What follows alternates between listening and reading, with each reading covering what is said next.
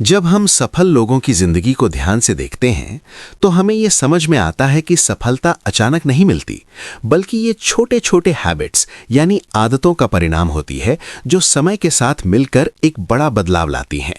हर सफल व्यक्ति की कहानी अलग होती है, लेकिन उनकी आदतों में एक गहरा समानता होती है और यही आदतें उन्हें बाकी लोगों से अलग बनाती हैं।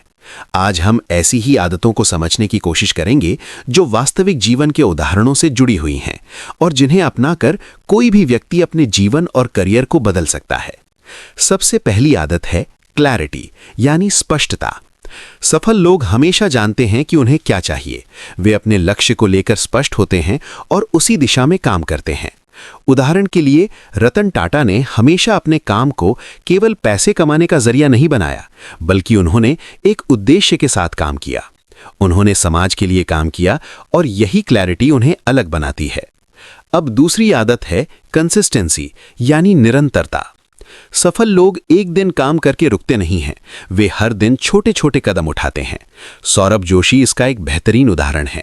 उन्होंने लगातार रोज वीडियो बनाए और धीरे धीरे उनका चैनल एक बड़ी सफलता बन गया। ये हमें ये सिखाता है कि कंसिस्टेंसी टैलेंट से भी ज्यादा महत्वपूर्ण होती है। अब तीसरी आदत है लर्निंग एटीट्यूड यानी सीखने की आदत। सफल लोग कभी सीखना बंद नहीं करते। वे हर दिन कुछ नया सीखते हैं और अपने आप को बेहतर बनाते हैं। अलख पांडे ने भी यही किया। उन्होंने अपने ज्ञान को लगातार बढ़ाया और उसे लोगों तक पहुंचाया। अब चौथी आदत है डिसिप्लिन यानी अनुशासन। सफल लोग अपने काम को लेकर गंभीर होते हैं। वे अपने समय का सही उपयोग करते हैं और अपने लक्ष्य के प्रति कमिटेड रहते हैं। MS धोनी इसका एक शानदार उदाहरण है। उनका काम, बिहेवियर और डिसिप्लिन उन्हें एक महान लीडर बनाता है। अब पांचवी आदत है फेलियर को एक्सेप्ट करना। सफल लोग असफलता से डरते नहीं हैं, वे उसे एक सीख के रूप में देखते हैं। इलॉन मस्क ने अपने जीवन में कई बार असफलता का सामना किया, लेकिन उन्होंने कभी हार नहीं मानी। उन्होंने हर असफलता से कुछ सीखा और आगे बढ़ते रहे।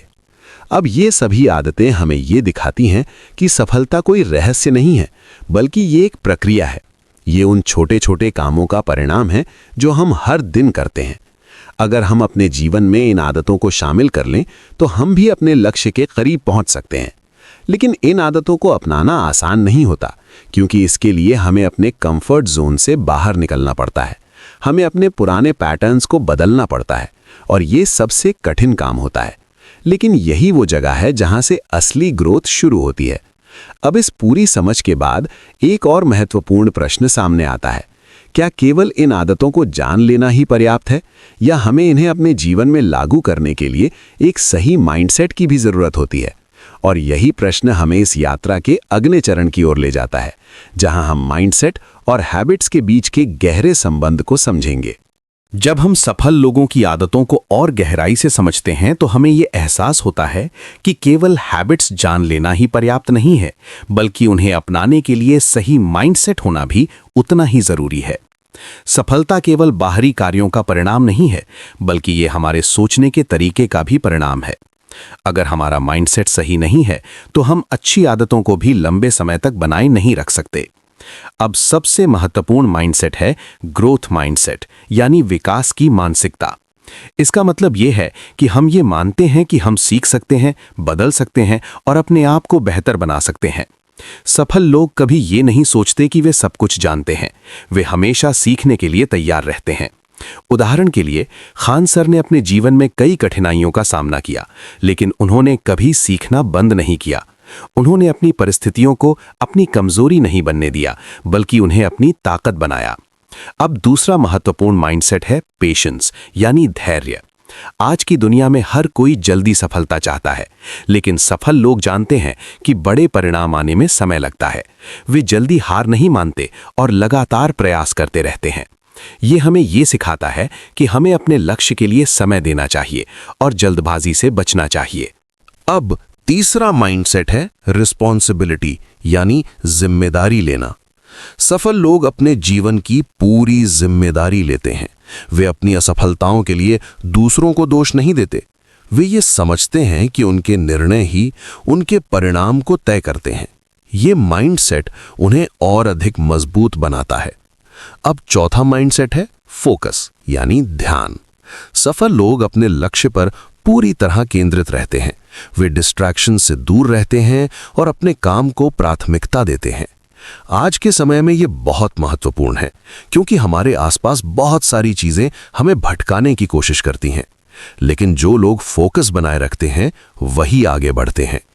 अब पांचवा माइंडसेट है पॉजिटिव थिंकिंग। लेकिन इसका मतलब ये नहीं है कि हम हमेशा खुश रहें।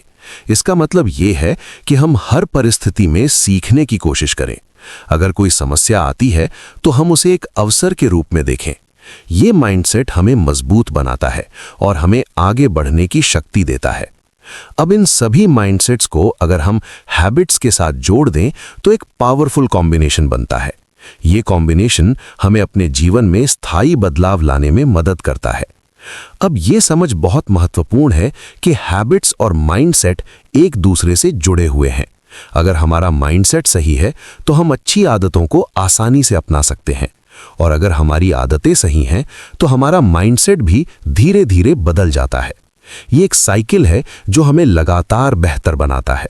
लेकिन इस पूरी समझ के बाद एक और महत्वपूर्ण प्रश्न सामने आता है। हम इन हैबिट्स और माइंडसेट को अपनी डेली लाइफ में कैसे लागू करें ताकि हम वास्तव में अपने जीवन में बदलाव ला सकें। और यही प्रश्न हमें इस यात्रा के अगले चरण की ओर ले जाता है, जहां हम प्रैक्टिकल तरीके समझेंगे जिनसे हम इन आदतों को अपने जीवन का हिस्सा बना सकते हैं। जब हम ये समझ लेते हैं कि सही हैबिट्स और सही माइंडसेट सफलता की नींव हैं, तो अगला सबसे महत्वपूर्ण सवाल यही होता है कि इन्हें अपने डेली लाइफ में कैसे लागू किया जाए। क्योंकि केवल जानना पर्याप्त नहीं है। असली बदलाव तब आता है जब हम उन्हें अपने जीवन का हिस्सा बना लेते हैं। अब रतन टाटा जैसे लोग केवल सोचते नहीं थे, बल्कि अपने विचारों को रोजमर्रा के कामों में बदलते थे, और यही उन्हें अलग बनाता है। सबसे पहला प्रैक्टिकल तरीका है छोटे कदमों से शुरुआत करना। हम अक्सर सोचते हैं कि हमें एक ही दिन में सब कुछ बदलना है, लेकिन यही हमारी सबसे बड़ी गलती होती है। सफल लोग छोटे छोटे बदलाव करते हैं, लेकिन उन्हें लगातार करते रहते हैं। अगर आप रोज केवल 30 मिनट भी किसी स्किल पर काम करते हैं तो कुछ महीनों में बड़ा बदलाव दिखने लगता है। अब दूसरा तरीका है रूटीन बनाना। हमारी जिंदगी का बड़ा हिस्सा हमारी डेली रूटीन से तय होता है। अगर हमारी रूटीन सही है तो हमारी आदतें भी सही होंगी। सौरव जोशी की सफलता का एक बड़ा कारण उनका कंसिस्टेंट रूटीन है। वे रोज एक ही समय पर काम करते हैं और यही डिसिप्लिन उन्हें आगे बढ़ाता है। अब तीसरा तरीका है डिस्ट्रैक्शंस को कम करना। आज के समय में सबसे बड़ी समस्या है डिस्ट्रैक्शन। सोशल मीडिया, मोबाइल और बेकार की चीजें हमारा ध्यान भटका देती हैं। सफल लोग इन चीजों को कंट्रोल करते हैं। वे अपने काम के समय को प्रोटेक्ट करते हैं और अननेसेसरी चीजों से दूर रहते हैं। अब चौथा तरीका है ट्रैकिंग, यानी अपने प्रोग्रेस को देखना। अगर हम ये नहीं जानते कि हम कितना आगे बढ़े हैं तो हम मोटिवेट नहीं रह पाते। इसलिए हमें अपने काम को ट्रैक करना चाहिए। छोटे छोटे गोल्स बनाइए और उन्हें पूरा होने पर खुद को रिवॉर्ड दीजिए। ये आपको आगे बढ़ने के लिए प्रेरित करेगा। अब पांचवा तरीका है एनवायरनमेंट को बदलना। हमारा एनवायरनमेंट हमारी आदतों को बहुत प्रभावित करता है। अगर हम ऐसे लोगों के साथ रहते हैं जो नेगेटिव हैं, तो हमारा माइंडसेट भी वैसा ही हो जाएगा। लेकिन अगर हम ऐसे लोगों के साथ रहते हैं जो मोटिवेटेड हैं, तो हम भी वैसा ही बनेंगे। अलक पांडे ने भी अपने आसपास एक ऐसा एनवायरनमेंट बनाया जहां लर्निंग और ग्रोथ को महत्व दिया जाता है। अब ये सभी तरीके हमें ये दिखाते हैं कि हैबिट्स केवल सोचने से नहीं बदलती, बल्कि उन्हें कॉन्शियसली डिजाइन करना पड़ता है। हमें अपने जीवन को इस तरह ऑर्गेनाइज करना होता है कि हमारी आदतें अपने आप सही दिशा में जाएं। अब ये भी समझना जरूरी है कि शुरुआत में ये आसान नहीं होगा। हमें बार बार असफलता मिलेगी। हम अपनी पुरानी आदतों की ओर वापस जाएंगे, लेकिन यही वो समय है जब हमें हार नहीं माननी चाहिए। सफल लोग भी इसी प्रक्रिया से गुजरते हैं, लेकिन वे रुकते नहीं हैं। वे हर बार उठते हैं और फिर से कोशिश करते हैं। यही परसिस्टेंस उन्हें अलग बनाती है। अब इस पूरी समझ के बाद एक और महत्वपूर्ण प्रश्न सामने आता है। अगर हम इन हैबिट्स को अपनाना शुरू कर देते हैं, तो क्या हम लंबे समय तक इन्हें बनाए रख सकते हैं, या फिर कुछ समय बाद हम फिर से अपनी पुरानी आदतों में लौट जाते हैं? और यही प्रश्न हमें इस यात्रा के अगले चरण की ओर ले जाता है, जहां हम कंसिस्टेंसी और लॉन्ग टर्म सक्सेस के रहस्य को समझेंगे। जब हम अपनी आदतों को अपने जीवन में लागू करना शुरू करते हैं तो सबसे बड़ी चुनौती ये नहीं होती कि हम शुरुआत करें, बल्कि ये होती है कि हम उन्हें लंबे समय तक बनाए रखें। क्योंकि शुरुआत तो हर कोई कर लेता है, लेकिन कंसिस्टेंसी बनाए रखना ही असली खेल है। सफल लोग इस बात को बहुत अच्छे से समझते हैं कि असली फर्क शुरुआत में नहीं बल्कि निरंतरता में होता है। यही कारण है कि वे छोटे छोटे कामों को भी लगातार करते रहते हैं। अब MS धोनी इसका एक बेहतरीन उदाहरण है। उनकी सफलता केवल टैलेंट की वजह से नहीं है, बल्कि उनके लंबे समय तक बनाए रखे गए डिसिप्लिन और कंसिस्टेंसी की वजह से है। वे हर मैच में वही फोकस और डेडिकेशन दिखाते हैं जो शुरुआत में था। अब कंसिस्टेंसी को बनाए रखने का पहला तरीका है आइडेंटिटी बदलना। सफल लोग अपने आप को उस व्यक्ति के रूप में देखते हैं जो वे बनना चाहते हैं। अगर आप अपने आप को डिसिप्लिन्ड व्यक्ति मानते हैं तो आप वैसे ही कार्य करेंगे। ये माइंडसेट आपकी आदतों को मजबूत बनाता है। अब दूसरा तरीका है नेवर मिस ट्वाइस रूल, यानी अगर आप एक दिन अपनी आदत को मिस कर देते हैं तो अगले दिन उसे जरूर करें। इससे आप अपनी कंसिस्टेंसी को बनाए रख सकते हैं। सफल लोग परफेक्ट नहीं होते, लेकिन वे जल्दी ट्रैक पर वापस आ जाते हैं। अब तीसरा तरीका है सिस्टम पर फोकस करना। अधिकतर लोग रिजल्ट पर ध्यान देते हैं, लेकिन सफल लोग सिस्टम पर ध्यान देते हैं। अगर आपका सिस्टम सही है तो रिजल्ट अपने आप आएगा। उदाहरण के लिए, अगर आप रोज पढ़ाई का एक फिक्स टाइम रखते हैं तो धीरे धीरे आपका नॉलेज बढ़ेगा। अब चौथा तरीका है बोर्डम को स्वीकार करना। बहुत बार हमें लगता है कि हम मोटिवेटेड नहीं हैं, इसलिए हम काम नहीं करते। लेकिन सच ये है कि मोटिवेशन हमेशा नहीं आता। सफल लोग बोरिंग मोमेंट्स में भी काम करते हैं। यही चीज उन्हें अलग बनाती है। अब पांचवा तरीका है अकाउंटेबिलिटी, यानी जिम्मेदारी। जब हम किसी को अपने गोल्स के बारे में बताते हैं तो हम उन्हें पूरा करने के लिए ज्यादा कमिटेड हो जाते हैं। ये हमें डिसिप्लिन में रहने में मदद करता है। अब क्रिस्टियानो रोनाल्डो का उदाहरण लें तो उनकी डेली रूटीन और डिसिप्लिन उन्हें दुनिया के सबसे महान खिलाड़ियों में से एक बनाता है। वे हर दिन प्रैक्टिस करते हैं, चाहे उनका मन हो या ना हो। अब ये सभी बातें हमें ये दिखाती हैं कि कंसिस्टेंसी कोई एक बार का काम नहीं है, बल्कि ये एक लाइफस्टाइल है। ये हमें हर दिन थोड़ा थोड़ा बेहतर बनाती है। अब ये भी समझना जरूरी है कि कंसिस्टेंसी बनाए रखने के लिए हमें अपने आप के साथ ईमानदार होना होगा। हमें ये देखना होगा कि हम कहाँ गलती कर रहे हैं और कैसे उसे सुधार सकते हैं। अब इस पूरी समझ के बाद एक और महत्वपूर्ण प्रश्न सामने आता है। अगर हम कंसिस्टेंसी बनाए रखते हैं तो क्या ये हमें हमेशा सफलता की ओर ले जाएगा, या क्या रास्ते में कुछ ऐसे चैलेंजेस भी आएंगे जो हमें रोक सकते हैं? और यही प्रश्न हमें इस यात्रा के अगले चरण की ओर ले जाता है, जहां हम ऑब्स्टिकल्स और फेलियर्स को हैंडल करने के सही तरीके को समझेंगे। जब हम अपनी आदतों और कंसिस्टेंसी को बनाए रखते हुए आगे बढ़ते हैं तो एक समय ऐसा आता है जब हमें ऑब्स्टिकल्स यानी रुकावटों और फेलियर्स यानी असफलताओं का सामना करना पड़ता है। और यही वो मोड़ होता है जहां ज्यादातर लोग हार मान लेते हैं, जबकि सफल लोग यहीं से अपनी असली यात्रा शुरू करते हैं। सफलता का रास्ता कभी भी सीधा नहीं होता, इसमें उतार चढ़ाव आते रहते हैं, और जो व्यक्ति इन चुनौतियों को सही तरीके से हैंडल करना सीख लेता है वही आगे बढ़ पाता है। अब इलॉन मस्क इसका एक शानदार उदाहरण है। उनकी कई कंपनियां शुरुआती दौर में असफल हुईं। स्पेसएक्स के कई रॉकेट्स लॉन्च के दौरान फेल हुए, लेकिन उन्होंने हर फेलियर को एक लेसन की तरह लिया और फिर से कोशिश की। अब ऑब्स्टिकल्स को हैंडल करने का पहला तरीका है उन्हें एक्सेप्ट करना। हम अक्सर समस्याओं से भागने की कोशिश करते हैं, लेकिन सफल लोग उन्हें स्वीकार करते हैं। वे ये समझते हैं कि चैलेंजेस जीवन का हिस्सा हैं और उनसे बचा नहीं जा सकता। अब दूसरा तरीका है प्रॉब्लम सॉल्विंग माइंडसेट विकसित करना। जब कोई समस्या आती है तो सफल लोग पैनिक नहीं करते, बल्कि ये सोचते हैं कि इसका समाधान क्या हो सकता है। ये सोच उन्हें आगे बढ़ने में मदद करती है। अब तीसरा तरीका है इमोशनल कंट्रोल, यानी अपनी भावनाओं को नियंत्रित करना। असफलता के समय हम अक्सर निराश हो जाते हैं, लेकिन सफल लोग अपनी भावनाओं को कंट्रोल में रखते हैं। वे स्थिति को समझते हैं और शांत रहकर निर्णय लेते हैं। अब MS धोनी को ही देखें तो उनकी कामनेस उन्हें कठिन परिस्थितियों में भी सही निर्णय लेने में मदद करती है। अब चौथा तरीका है सीखना। हर फेलियर हमें कुछ सिखाता है। अगर हम उस सीख को समझ लें तो वही फेलियर हमारी सक्सेस का कारण बन सकता है। सफल लोग हर गलती से कुछ ना कुछ सीखते हैं और उसे अपने अगले प्रयास में सुधार के रूप में इस्तेमाल करते हैं।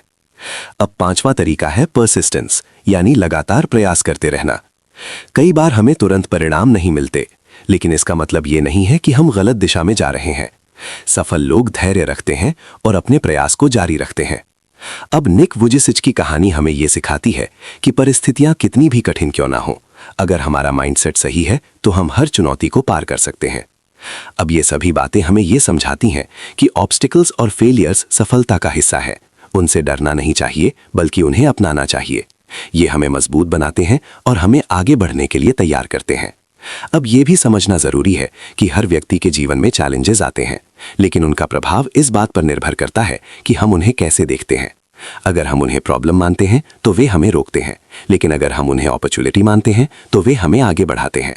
अब इस पूरी समझ के बाद एक और महत्वपूर्ण प्रश्न सामने आता है, क्या केवल ऑब्स्टिकल्स को पार करना ही पर्याप्त है, या हमें अपने जीवन में एक क्लियर पर्पस भी होना चाहिए जो हमें लगातार आगे बढ़ने की दिशा दे?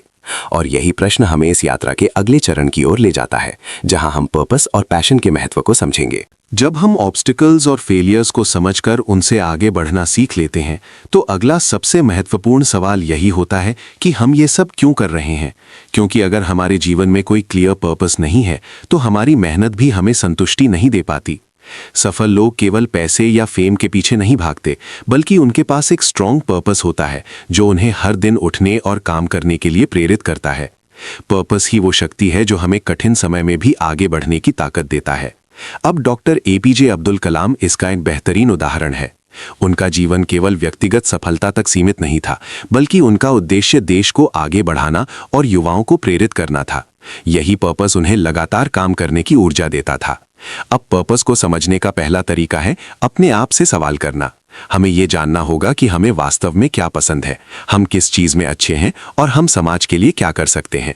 इन तीनों चीजों का मेल ही हमारा पर्पस बनता है। अब दूसरा तरीका है पैशन को पहचानना। पैशन वो चीज है जो हमें बिना थके काम करने की शक्ति देती है। जब हम अपने पैशन के साथ काम करते हैं तो हमें काम बोझ नहीं लगता, बल्कि आनंद देता है। अब अलक पांडे ने अपने पैशन को पहचाना और उसे अपने करियर में बदल दिया। उन्होंने टीचिंग को केवल जॉब नहीं, बल्कि मिशन बना दिया। अब तीसरा तरीका है लॉन्ग टर्म विजन बनाना। सफल लोग केवल आज के बारे में नहीं सोचते, बल्कि वे अपने भविष्य को देखते हैं। वे एक विजन बनाते हैं और उसी दिशा में काम करते हैं। ये विजन उन्हें फोकस्ड रखता है और उन्हें डिस्ट्रैक्शन से दूर रखता है। अब चौथा तरीका है पर्पस को डेली हैबिट से जोड़ना। अगर हमारा पर्पस क्लियर है, लेकिन हम डेली एक्शन नहीं लेते, तो उसका कोई मतलब नहीं है। इसलिए हमें अपने पर्पस को अपनी रोजमर्रा की आदतों से जोड़ना होगा। हर दिन कुछ ऐसा करना होगा जो हमें अपने लक्ष्य के करीब ले जाए। अब पांचवा तरीका है सेल्फलेस थिंकिंग, यानी निस्वार्थ सोच। जब हम केवल अपने लिए काम करते हैं तो हमारी मोटिवेशन सीमित होती है, लेकिन जब हम दूसरों के लिए काम करते हैं तो हमारी एनर्जी बढ़ जाती है।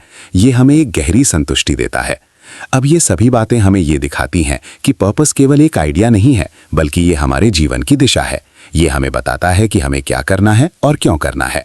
अब ये भी समझना जरूरी है कि पर्पस एक दिन में नहीं मिलता, ये समय के साथ विकसित होता है। हम अपने अनुभवों से सीखते हैं और धीरे धीरे हमें अपनी दिशा समझ में आने लगती है। अब इस पूरी समझ के बाद एक और महत्वपूर्ण प्रश्न सामने आता है।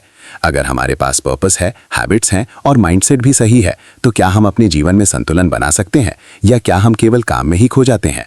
और यही प्रश्न हमें इस यात्रा के अगले चरण की ओर ले जाता है, जहां हम वर्क लाइफ बैलेंस और इनर पीस के महत्व को समझेंगे। जब हम पर्पस, हैबिट्स और माइंडसेट को समझकर अपने जीवन में लागू करना शुरू करते हैं, तो अगला महत्वपूर्ण पहलू सामने आता है जो अक्सर लोग नजरअंदाज कर देते हैं, और वो है बैलेंस, यानी संतुलन। क्योंकि अगर जीवन में संतुलन नहीं है तो सफलता भी अधूरी लगने लगती है।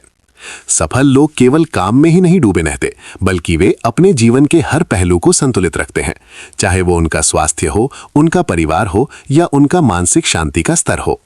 अगर हम केवल काम पर ध्यान देंगे और बाकी चीजों को नजरअंदाज करेंगे, तो धीरे धीरे हम थक जाएंगे और हमारी प्रोडक्टिविटी भी कम हो जाएगी।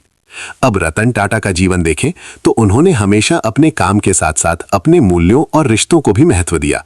वे केवल एक बिजनेसमैन नहीं थे, बल्कि एक इंसान भी थे जिन्होंने समाज के लिए भी काम किया। अब बैलेंस बनाए रखने का पहला तरीका है हेल्थ को प्रायोरिटी देना। अगर हमारा शरीर स्वस्थ नहीं है तो हम लंबे समय तक काम नहीं कर सकते। इसलिए सक्सेसफुल लोग अपनी फिटनेस और हेल्थ पर ध्यान देते हैं। वे एक्सरसाइज करते हैं, सही खाना खाते हैं और अपने शरीर का ख्याल रखते हैं। अब दूसरा तरीका है मेंटल पीस बनाए रखना। आज की तेज जिंदगी में स्ट्रेस बहुत बढ़ गया है, लेकिन सक्सेसफुल लोग अपने मन को शांत रखने के तरीके जानते हैं। वे मेडिटेशन करते हैं, नेचर में समय बिताते हैं और अपने थॉट्स को कंट्रोल करते हैं। ये उन्हें क्लियर थिंकिंग और बेहतर डिसीजन लेने में मदद करता है। अब तीसरा तरीका है रिलेशनशिप्स को मेंटेन करना। हमारी जिंदगी में परिवार और दोस्तों का बहुत बड़ा महत्व होता है। सफल लोग अपने रिश्तों को समय देते हैं क्योंकि वे जानते हैं कि यही रिश्ते उन्हें इमोशनल सपोर्ट देते हैं। अब चौथा तरीका है टाइम मैनेजमेंट। अगर हम अपने समय को सही तरीके से मैनेज नहीं करते तो हम किसी भी चीज़ में बैलेंस नहीं बना सकते। सक्सेसफुल लोग अपने दिन को प्लान करते हैं और हर काम के लिए समय निर्धारित करते हैं। ये उन्हें प्रोडक्टिव और ऑर्गेनाइज बनाता है। अब पांचवा तरीका है ब्रेक लेना, यानी आराम करना। हम अक्सर सोचते हैं कि ज़्यादा काम करने से हम ज़्यादा सफल होंगे, लेकिन ये सही नहीं है। अगर हम बिना रुके काम करते रहेंगे तो हम जल्दी थक जाएंगे। इसलिए सक्सेसफुल लोग अपने काम के बीच में ब्रेक्स लेते हैं ताकि वे फ्रेश रह सके। अब ये सभी बातें हमें ये दिखाती हैं कि सफलता केवल काम करने का नाम नहीं है, बल्कि ये एक बैलेंस्ड लाइफ जीने का नाम है। जब हम अपने जीवन के हर पहलू को संतुलित रखते हैं, तभी हम वास्तव में खुश और सफल बन सकते हैं। अब ये भी समझना ज़रूरी है कि बैलेंस कोई एक बार हासिल करने वाली चीज़ नहीं है, बल्कि ये एक कंटिन्यूअस प्रोसेस है। हमें हर दिन ये देखना होता है कि हम अपने जीवन को कैसे बेहतर बना सकते हैं। अब इस पूरी समझ के बाद एक और महत्वपूर्ण प्रश्न सामने आता है। अगर हम अपने जीवन में बैलेंस बना लेते हैं, तो क्या हम लॉन्ग टर्म में ग्रोथ और सक्सेस को बनाए रख सकते हैं, या हमें और भी कुछ सीखने की ज़रूरत है? और यही प्रश्न हमें इस यात्रा के अगले चरण की ओर ले जाता है, जहां हम कंटिन्यूअस इंप्रूवमेंट और लाइफ लॉन्ग लर्निंग के महत्व को समझेंगे। जब हम अपने जीवन में बैलेंस बनाना सीख लेते हैं, तो अगला महत्वपूर्ण कदम होता है कंटिन्यूअस इंप्रूवमेंट, यानी लगातार खुद को बेहतर बनाते रहना। क्योंकि सफलता कोई अंतिम मंजिल नहीं है, बल्कि ये एक यात्रा है जो लगातार चलती रहती है। सफल लोग कभी ये नहीं सोचते कि उन्होंने सब कुछ हासिल कर लिया है, बल्कि वे हमेशा अपने आप को बेहतर बनाने की कोशिश करते रहते हैं। यही आदत उन्हें लंबे समय तक सफल बनाए रखती है। अब एलॉन मस्क का उदाहरण ले, तो उन्होंने एक क्षेत्र में सफलता पाने के बाद रुकना सही नहीं समझा, बल्कि वे नए नए क्षेत्रों में काम करते रहे और लगातार सीखते रहे। ये हमें ये सिखाता है कि हमें कभी भी सीखना बंद नहीं करना चाहिए। अब कंटिन्यूअस इंप्रूवमेंट का पहला तरीका है फीडबैक लेना। हम अक्सर अपनी गलतियों को नहीं देख पाते, लेकिन जब हम दूसरों से फीडबैक लेते हैं तो हमें अपने सुधार के एरिया समझ में आते हैं। सक्सेसफुल लोग फीडबैक को क्रिटिसिज्म नहीं मानते, बल्कि उसे एक अपॉर्चुनिटी के रूप में देखते हैं। अब दूसरा तरीका है सेल्फ रिफ्लेक्शन, यानी आत्मचिंतन। हमें समय समय पर अपने आप से ये पूछना चाहिए कि हम कहाँ हैं और हमें कहाँ जाना है। ये हमें अपने रास्ते को क्लियर करने में मदद करता है। अब तीसरा तरीका है लर्निंग हैबिट्स बनाना। सक्सेसफुल लोग रोज कुछ ना कुछ नया सीखते हैं, चाहे वो किताब पढ़ना हो, कोई स्किल सीखना हो या किसी एक्सपर्ट से सीखना हो। ये आदत उन्हें हमेशा आगे रखती है। अब बिल गेट्स को ही लें, तो वे आज भी हर साल कई किताबें पढ़ते हैं और नई चीजें सीखते रहते हैं। ये हमें ये सिखाता है कि सीखना कभी खत्म नहीं होता। अब चौथा तरीका है अडेप्टेबिलिटी, यानी बदलाव के साथ खुद को ढालना। दुनिया तेजी से बदल रही है और जो लोग इन बदलावों के साथ खुद को अडेप्ट नहीं कर पाते, वे पीछे रह जाते हैं। सक्सेसफुल लोग नए ट्रेंड्स को समझते हैं और अपने आप को अपडेट करते रहते हैं। अब पांचवा तरीका है कंफर्ट जोन से बाहर निकलना। अगर हम हमेशा वही करते रहेंगे जो हमें आसान लगता है, तो हम कभी ग्रो नहीं कर पाएंगे। ग्रोथ हमेशा डिस्कम्फर्ट में होती है। सक्सेसफुल लोग नई चुनौतियों को स्वीकार करते हैं और अपने लिमिट्स को पुश करते हैं। अब ये सभी बातें हमें ये दिखाती हैं कि कंटिन्यूअस इंप्रूवमेंट एक माइंडसेट है। ये हमें हर दिन थोड़ा थोड़ा बेहतर बनाता है और यही छोटी छोटी इंप्रूवमेंट्स समय के साथ बड़े परिणाम देती हैं। अब ये भी समझना ज़रूरी है कि इस प्रोसेस में पेशेंस बहुत ज़रूरी है। हम तुरंत परिणाम की उम्मीद नहीं कर सकते। हमें अपने प्रयासों पर विश्वास रखना होगा और समय के साथ परिणाम अपने आप आएंगे।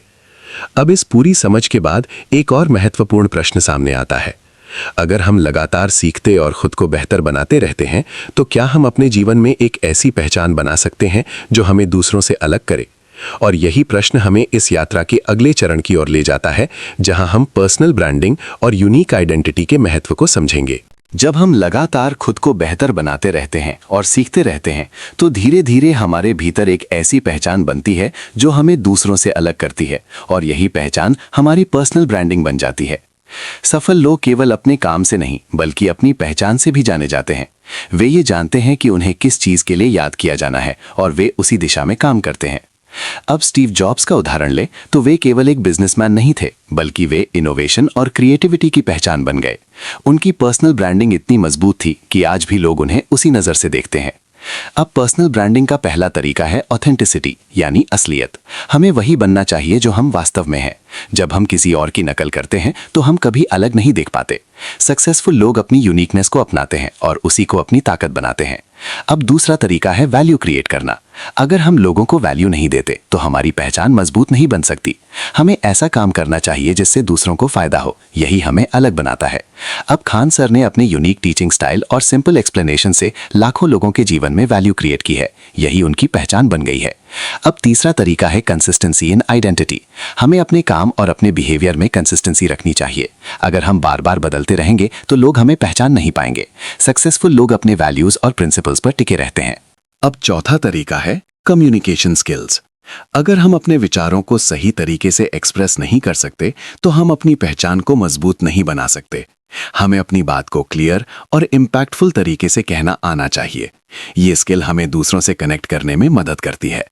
अब पांचवा तरीका है ऑनलाइन प्रेजेंस। आज के समय में डिजिटल वर्ल्ड बहुत महत्वपूर्ण है। सक्सेसफुल लोग अपनी ऑनलाइन प्रेजेंस को मजबूत बनाते हैं। वे अपने नॉलेज और एक्सपीरियंस को लोगों के साथ शेयर करते हैं। ये उन्हें एक स्ट्रॉन्ग आइडेंटिटी बनाने में मदद करता है। अब ये सभी बातें हमें ये दिखाती हैं कि पर्सनल ब्रांडिंग केवल फेम के बारे में नहीं है, बल्कि ये वैल्यू, ऑथेंटिसिटी और कंसिस्टेंसी के बारे में है। जब हम इन चीजों को अपनाते हैं तो हमारी पहचान अपने आप मजबूत हो जाती है। अब ये भी समझना जरूरी है कि पर्सनल ब्रांडिंग एक दिन में नहीं बनती, ये समय के साथ बनती है और इसके लिए हमें लगातार काम करना पड़ता है। अब इस पूरी समझ के बाद एक और महत्वपूर्ण प्रश्न सामने आता है। अगर हम अपनी एक मजबूत पहचान बना लेते हैं तो क्या यही सफलता का अंतिम चरण है, या क्या इसके बाद भी कुछ ऐसा है जो हमें एक कंप्लीट और मीनिंगफुल लाइफ की ओर ले जाता है? और यही प्रश्न हमें इस यात्रा के अंतिम चरण की ओर ले जाता है, जहां हम सक्सेस के असली अर्थ को समझेंगे। जब हम इस पूरी यात्रा को एक साथ देखते हैं तो हमें ये समझ में आता है कि सफलता केवल पैसे, फेम या स्टेटस का नाम नहीं है, बल्कि ये एक ऐसी अवस्था है जहां हम अपने जीवन को संतुलित, अर्थपूर्ण और संतुष्ट तरीके से जीते हैं। सफलता का असली अर्थ बाहरी उपलब्धियों में नहीं, बल्कि हमारे अंदर की शांति, हमारे माइंडसेट और हमारे जीवन जीने के तरीके में छिपा होता है। अब तक हमने habits, mindset, consistency, failures, purpose, balance, learning और पर्सनल ब्रांडिंग जैसे कई पहलुओं को समझा, और इन सभी को जोड़कर ही एक कंप्लीट सक्सेस सिस्टम बनता है। अब रतन टाटा का जीवन हमें ये सिखाता है कि सच्ची सफलता वो है जिसमें हम केवल अपने लिए नहीं बल्कि दूसरों के लिए भी कुछ करते हैं। उन्होंने अपने काम के माध्यम से समाज को वापस दिया और यही उन्हें महान बनाता है। अब सफलता का पहला असली संकेत है इनर पीस यानी आंतरिक शांति। अगर हमारे पास सब कुछ है लेकिन मन में शांति नहीं है तो वो सफलता अधूरी है। सक्सेसफुल लोग अपने मन को शांत रखना जानते हैं और यही उन्हें जीवन का आनंद लेने में मदद करता है। अब दूसरा संकेत है इम्पैक्ट यानी प्रभाव। हम अपने जीवन से कितने लोगों को प्रभावित करते हैं, यही हमारी सफलता को तय करता है। अगर हमारा काम दूसरों के जीवन में बदलाव लाता है तो वही सच्ची सफलता है। अब तीसरा संकेत है फ्रीडम यानी स्वतंत्रता। सफल लोग अपने निर्णय खुद लेने में सक्षम होते हैं। वे अपने जीवन को अपनी शर्तों पर जीते हैं और यही उन्हें संतुष्टि देता है। अब चौथा संकेत है ग्रोथ यानी विकास। सफलता एक स्थिर अवस्था नहीं है, बल्कि ये एक निरंतर प्रक्रिया है। हमें हर दिन अपने आप को बेहतर बनाते रहना चाहिए, यही हमें आगे बढ़ाता है। अब पांचवा और सबसे महत्वपूर्ण संकेत है ग्रैटिट्यूड यानी कृतज्ञता। सफल लोग अपने जीवन में जो कुछ भी है उसके लिए आभारी रहते हैं। ये उन्हें खुश और संतुष्ट बनाता है। अब ये सभी बातें हमें ये दिखाती हैं कि सफलता कोई एक डेस्टिनेशन नहीं है, बल्कि ये एक जर्नी है। ये उन आदतों और निर्णयों का परिणाम है जो हम हर दिन लेते हैं। अगर हम अपने जीवन में सही हैबिट्स, सही माइंडसेट और सही पर्पस को अपनाते हैं तो हम न केवल सफल बन सकते हैं बल्कि एक मीनिंगफुल लाइफ भी जी सकते हैं। अब अगर इस पूरी यात्रा का सार निकाला जाए तो वो ये है कि सफलता बाहर नहीं बल्कि हमारे अंदर से शुरू होती है। हम जो सोचते हैं, जो करते हैं और जो बनते हैं वही हमारी सफलता को तय करता है। तो अगर आपको अपने जीवन में बदलाव लाना है तो आज से ही अपनी हैबिट्स और माइंडसेट पर काम करना शुरू कर दीजिए। छोटे छोटे कदम उठाइए और उन्हें लगातार करते रहिए। यही छोटे कदम एक दिन आपको बड़ी सफलता तक ले जाएंगे।